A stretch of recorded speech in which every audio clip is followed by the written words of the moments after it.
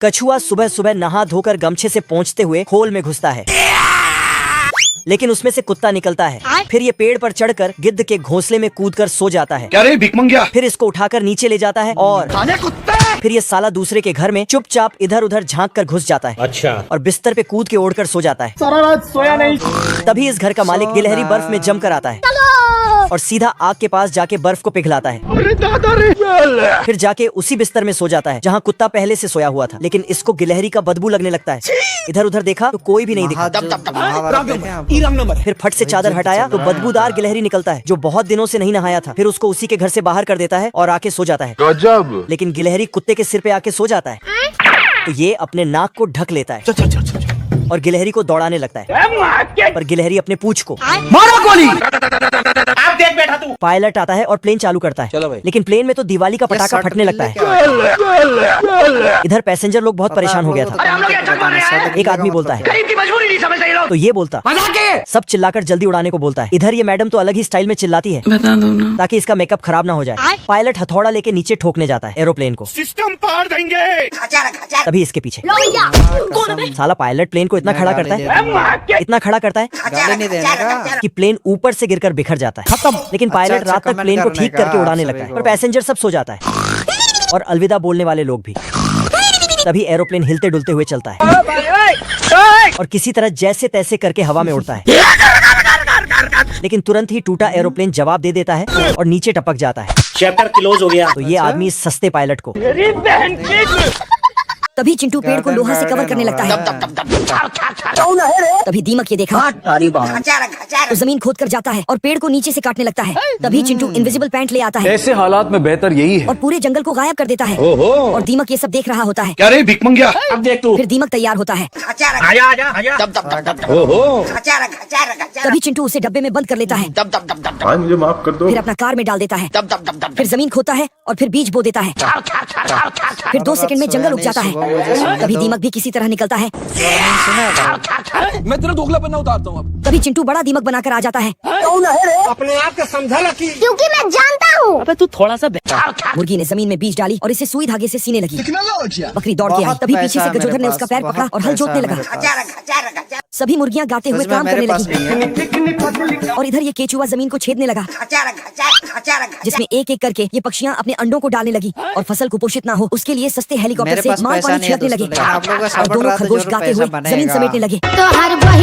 इधर बगुला अपने जबड़े में पानी भरता और चिड़ियों की छलनी में डालने लगे और अपनी अलग सी बारिश कर दी। और कुछ ही दिनों में मकई की फसल पककर तैयार हो गई और टमाटर भी रेडी हो गई। मेरे गर्लफ्रेंड के गाल की तरह लाल हो गए। जॉनी भैया फसल काटने आए और एक गाड़ी मकई काट ली है। सुबह इस इलाके का हाल ऐसा होता है जैसे जानवरों को फुल टाइम नौकरी पर रखा हो। घास भी खुद नहीं काटते, छोटे जानवरों से पूरा लॉन साफ कराते हैं। भोला राम तो सुबह सुबह मधुमक्खी पकड़कर दाढ़ी बनाता है क्योंकि इसकी ट्रिमर की औकात नहीं। भोला राम रोज लकड़ी रगड़कर आग जलाता है। ये क्या? आज बच्चे ने लाइटर दिया तो ऐसा खुश हुआ जैसे रगड़ाई से छुट्टी मिल गई हो। पड़ोसी हाथी ग्रिल कर रहा है और उसकी बीवी पूरा हाथी ऐसे सेंक रही है। बेकार है भैया, मैं तो टूट गया। ऑफिस जाने के लिए लोग प्लेन पकड़ते हैं। 1 2 3 सेटिंग क्या है? भोला राम का ड्राइवर ऐसे दौड़ाता है जैसे किसी ने कहा हो भाई जल्दी चल वरना सीट किसी और ने कब्जा कर लेनी है। अरे तो क्या हुआ, हम पंखड़ियों पे बैठ जाएंगे, ऐसे से उड़ेंगे। घर वाली जूस निकाल रही है। Thank you. इधर डायनासोर क्रेन बना बैठा है। घर में ऐसा माहौल है जैसे जू और बिजली का बिल आपस में इश्क लड़ाते हों। इस बच्चे का साइज हमेशा बढ़ता रहता है। पैदा होने के 1 हफ्ते बाद ही इस बच्चे का साइज एक भैंस जितना हो गया था। इसे दूध पिलाने के लिए 1-2 निप्पल नहीं बल्कि 8 से 10 ड्रम लगते थे और खाने के लिए तो पूरा ट्रक मांगना पड़ता था।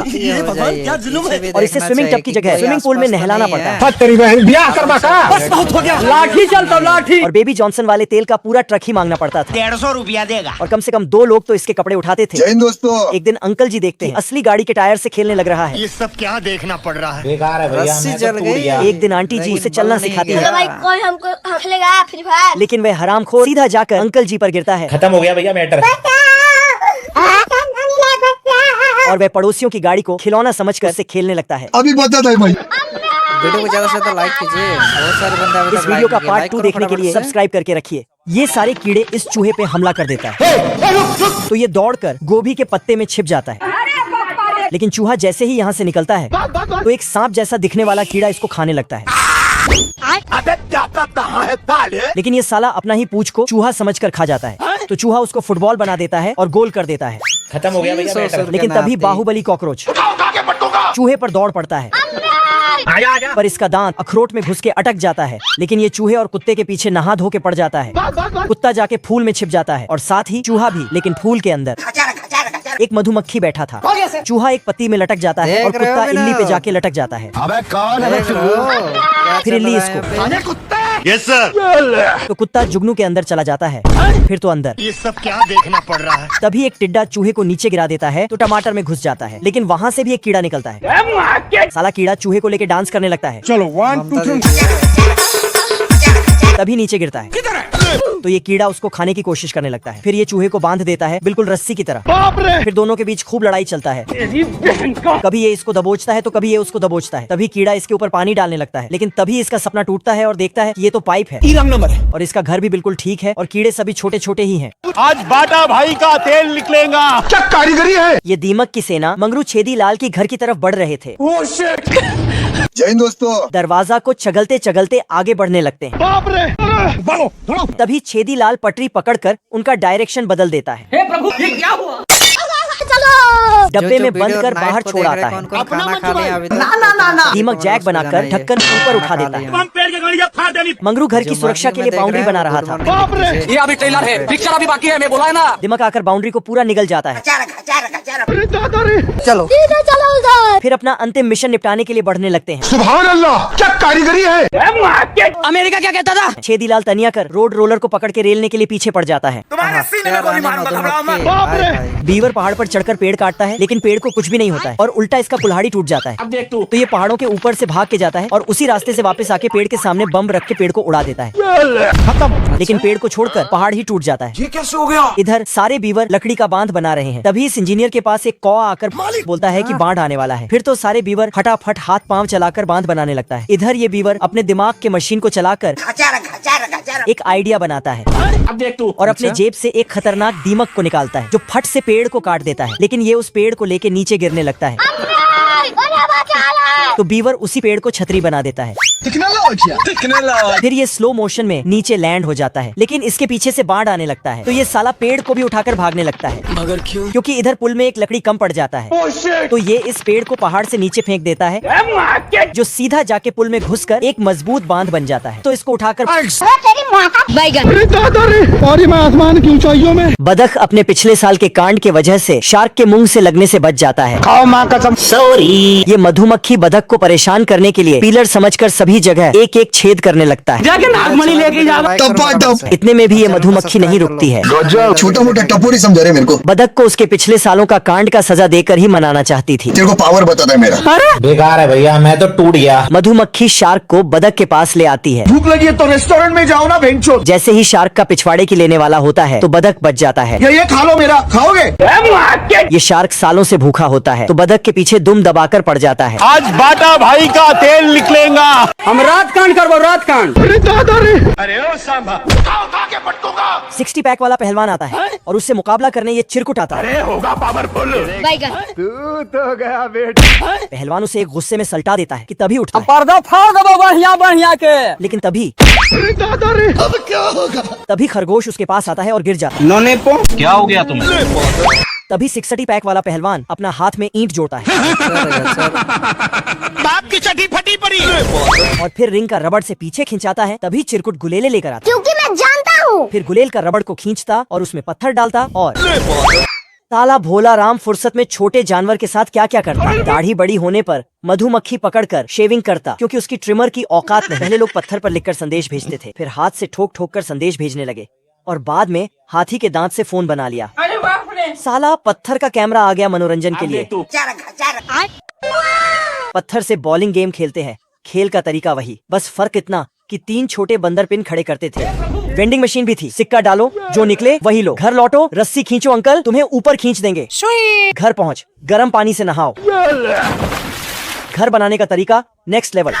कछुए के सिर से खंभे ठोकते हैं। साला मगरमच्छ की पीठ से लकड़ी काटी जाती है। एक पैर वाले दैत्य के सिर से गड्ढे बनते हैं। अरे भिकमंगिया क्या देख रहा है? डायनासोर कि पूंछ से पिटाई होती है।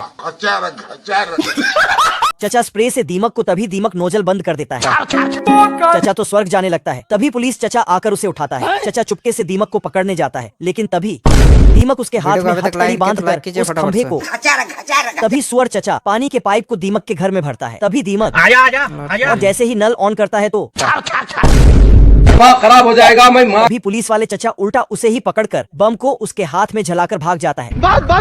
तभी सुअर चचा पुलिस वाले चचा के स्टेशन में आता है तेरे नाम का कुत्ता पालो साले। और फिर चचा थोड़ा दिमाग लगाता और दीमक को काम में लगा देता है। इस आदमी ने सुट्टा पीकर फेंक दिया और सूखे पत्तों में आग पकड़ लिया और एक आग का बच्चा पैदा हो गया। रोम रोम भाइयों। बच्चा इतना खतरनाक कि तुरंत एक छोटा पौधा निकल गया और 100 मीटर ऊंचे पेड़ों को राख बना दिया और खुद ही फायर ब्रिगेड को कॉल करता है। Hello fire brigade full speed में आई क्योंकि मैं जानता हूँ। और बबलू पाइप लेकर सीधा फायर स्टेशन तक पाइप को कनेक्ट किया, लेकिन भाई साहब नल खोलना ही भूल गए। हम लोग भी हेडफोन लगा लीजिए अगर है तो, ठीक है? नहीं तो अकेले में फिर जाकर भागकर नल चालू किया, जोर का प्रेशर आया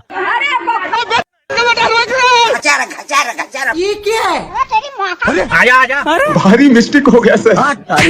गरीब लोग काला दिल भेजे और अमीर लोग लाल दिल भेजे। डब्लू ने आग को बर्तन में ढक दिया और आग ने एक बम में आग लगाकर रख दिया। चलो 1 2 3 अच्छा आग का बच्चा भागकर छेद में घुस गया। शेर खान बड़े ही गुस्से में उठा और जेल फाड़कर खरगोश को दौड़ा लेता है।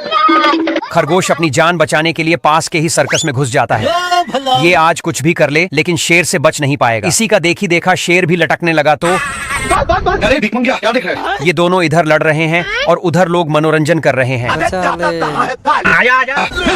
खरगोश बड़े ही ऊपर से छलांग लगा देता है। शेर देखते ही अपना मुंह खोल के नीचे खड़ा हो जाता है।